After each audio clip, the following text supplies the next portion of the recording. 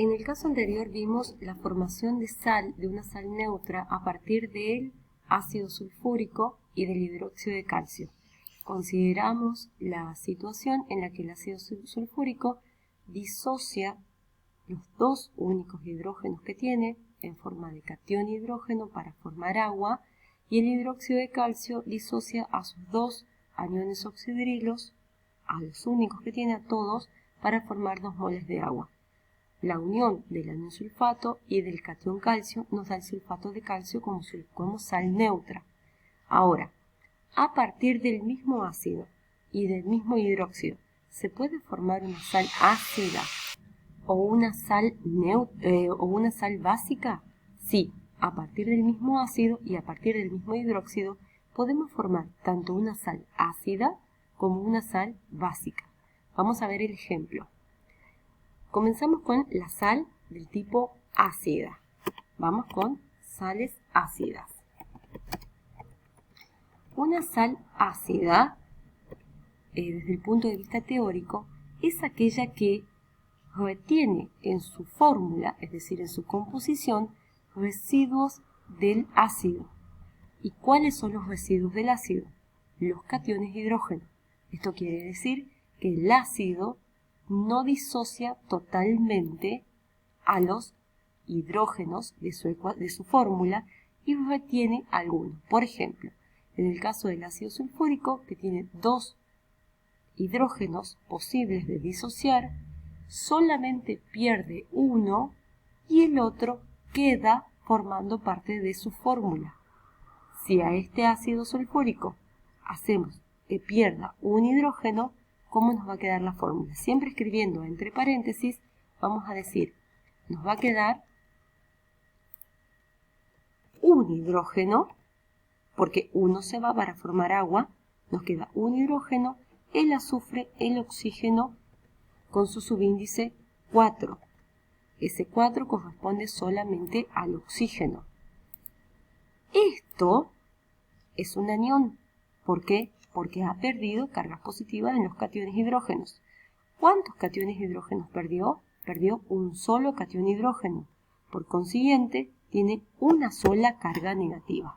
En el caso anterior, que perdía los 2 cationes hidrógenos, adquiría 2 cargas negativas. ¿Qué me queda del hidróxido? Bueno, en este caso el hidróxido debe perder o debe disociar totalmente los oxidrilos. No le puede quedar residuo en la fórmula. No existen los casos en donde tengo residuo del ácido y residuo del hidróxido.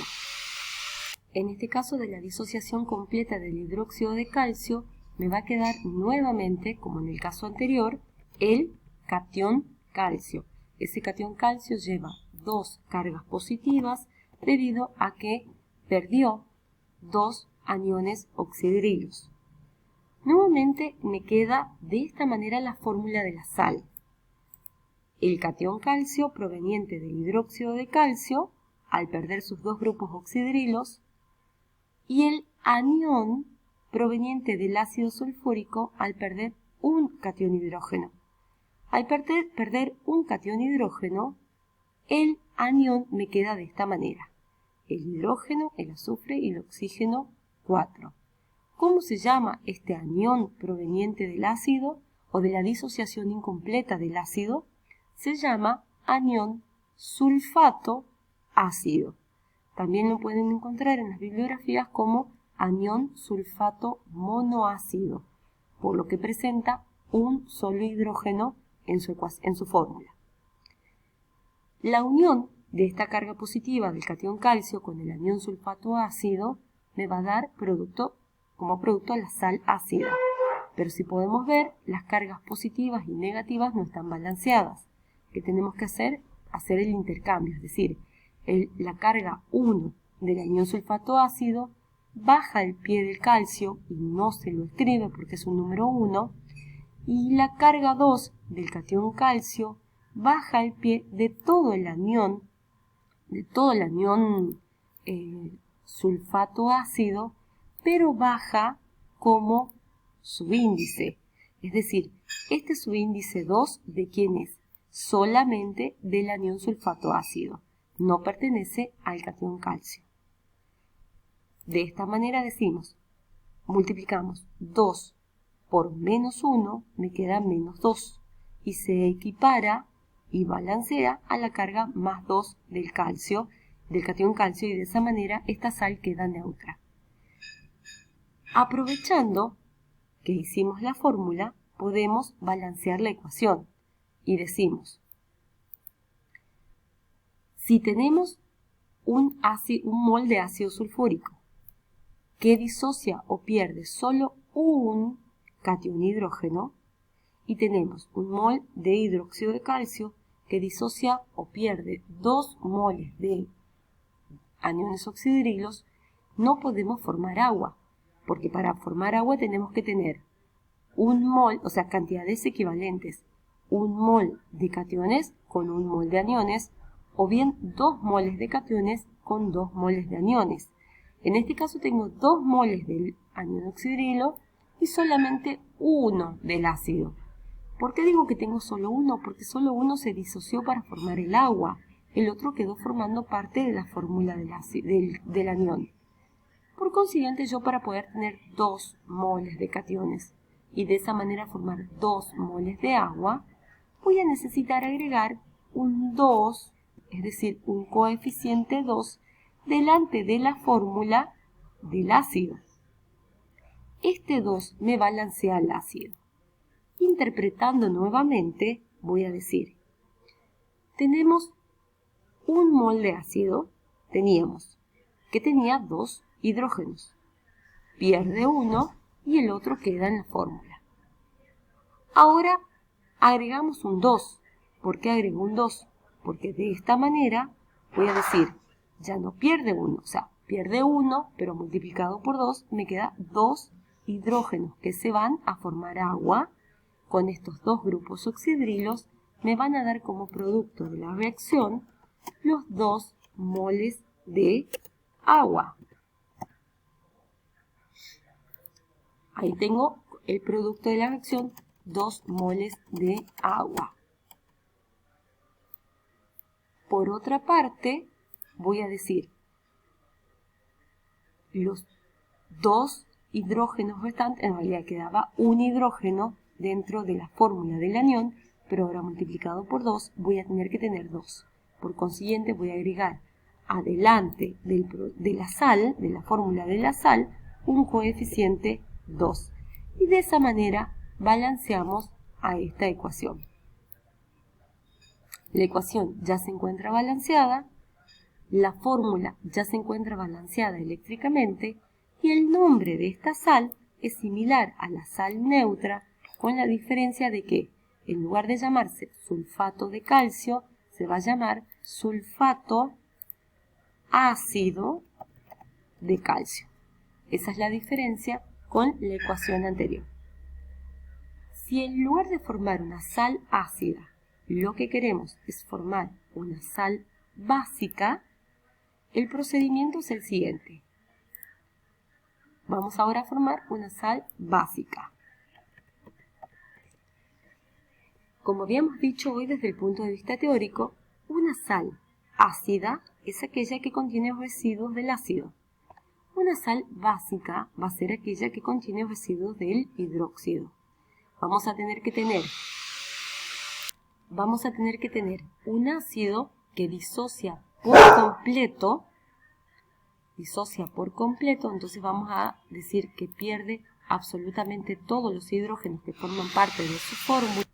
En este caso tenemos la disociación completa del ácido sulfúrico y me va a quedar de esta manera el anión sulfato, como lo teníamos en el primero de los casos, es decir, no tiene absolutamente nada de residuos del ácido con respecto a la cantidad de cationes hidrógeno. Al perder 2 cationes hidrógenos adquiere 2 cargas negativas y se llama anión sulfato. Ahora, ¿qué pasa con el hidróxido de calcio? Para que esta sal sea básica, lo que tenemos que tener es pérdida de solamente un anión oxidrilo. El otro debe quedar dentro de la fórmula.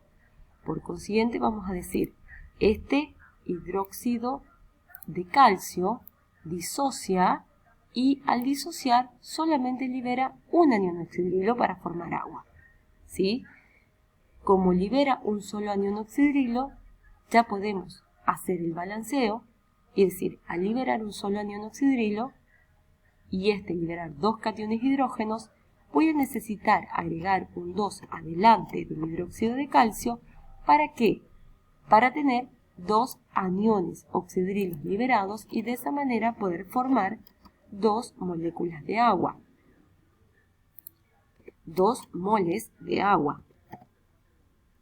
Ahora, ¿cómo me queda la fórmula de la sal? Me va a quedar, ¿qué me quedó del hidróxido? Me quedó el calcio, el catión calcio, lo voy a poner todo dentro de un paréntesis y voy a decir, me queda el catión calcio, perdón, me queda el calcio y me queda, voy a poner otro paréntesis, un doble paréntesis, el anión oxidrilo. ¿Sí? Doble paréntesis.